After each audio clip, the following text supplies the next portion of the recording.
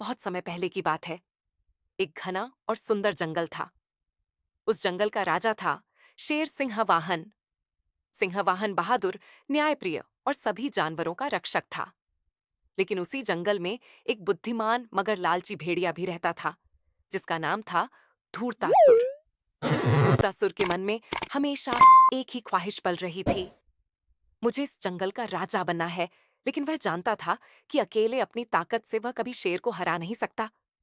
इसलिए उसने चालाकी से एक योजना बनाई। जंगल से दूर पहाड़ों के बीच एक अंधेरी गुफा में एक भयानक राक्षस कालाग्रह रहता था। कहते हैं उसकी शक्तियों का कोई अंत नहीं था।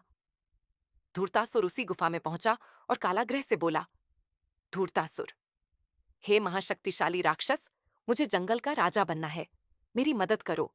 मैं तुम्हारे लिए हर रोज एक जानवर का शिकार कर लाऊंगा। कालाग्रह हंसा। उसकी आंखों से आग निकल रही थी। ठीक है, लेकिन याद रहे, रोज मुझे शिकार चाहिए, वरना मैं तुम्हें ही खा जाऊंगा। धूर्तासुर ने उसकी शर्त मान ली। राक्षस ने अपनी शक्तियों का एक बड़ा भाग भेड़िए को दे दिया। अब धूर्तासुर की आंखें चमकने लगीं। उसके शरीर से आग जैसी लपटें निकलने लगीं। उसके पंजे लोहे जैसे मजबूत हो गए। कुछ दिनों बाद धूर्तासुर ने खुलेआम जंगल में सिंहवाहन को युद्ध के लिए ललकारा। सभी जानवर हैरान रह गए। भेड़िया शेर से लड़ाई करेगा? लेकिन जब लड़ाई शुरू हुई, सबकी आंखें फटी की फटी रह गईं। धूर्तासुर तो बिजली की तरह तेज था। उसकी ताकत शेर से कई गुना अधिक हो चुकी थी। भारी संघर्ष के बाद सिंहवाहन हार गया और घायल होकर जंगल से दूर भाग गया। अब जंगल का राजा बन गया धूर्तासुर। लेकिन उसका राज एक अत्याचारी राजा का राज्य था। हर दिन वह किसी एक जानवर का शिकार करता और उसे कालाग्रह राक्षस के लिए ले जाता। जंगल में डर का माहौल छा गया। सिंहवाहन भटकते भटकते एक छोटे गांव के किनारे पहुंचा। वहां उसकी मुलाकात हुई महाज्ञानी पंडित सत्यव्रत से। शेर ने रोते हुए अपनी सारी कहानी सुनाई। पंडित सत्यव्रत मुस्कुराए और बोले, शेरराज, जो शक्ति छल से मिलती है वो हमेशा स्थायी नहीं होती। मैं तुम्हारी मदद करूंगा। जब अगली बार तुम धूर्तासुर से लड़ाई करोगे, मैं उसके सारे जादुई बल छीन लूंगा। तुम्हें बस साहस रखना होगा। अगले ही दिन शेर सिंह वाहन ने जंगल में फिर से धूर्तासुर को युद्ध के लिए चुनौती दी। धूर्तासुर हंसता हुआ बोला, फिर आगे अपनी मौत बुलाने।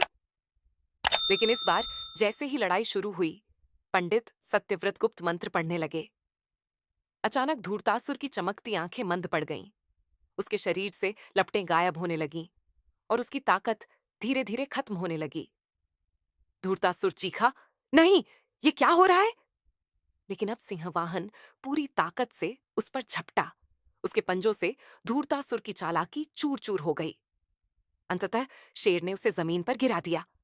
वहीं पंडित सत्यव्रत बाकी जानवरों को लेकर गुफा की ओर चले और मंत्रों की शक्ति से राक्षस कालाग्रह को भी बंदी बना लिया। उसे गुफा के भीतर ही एक ऐसे जादुई बंधन में कैद कर दिया गया जहां से वो कभी बाहर नहीं आ सकता था। अब शेर सिंहवाहन फिर से जंगल का राजा बना।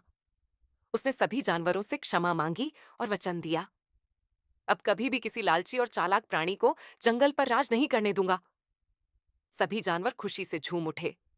जंगल में फिर से शांति लौट आई और धूर्तासुर, वह तो वर्षों तक अकेला पड़ा रहा, अपनी लालच और चालाकी का फल भोगते हुए। सी असली ताकत साहस, ईमानदारी और सबकी भलाई में होती है।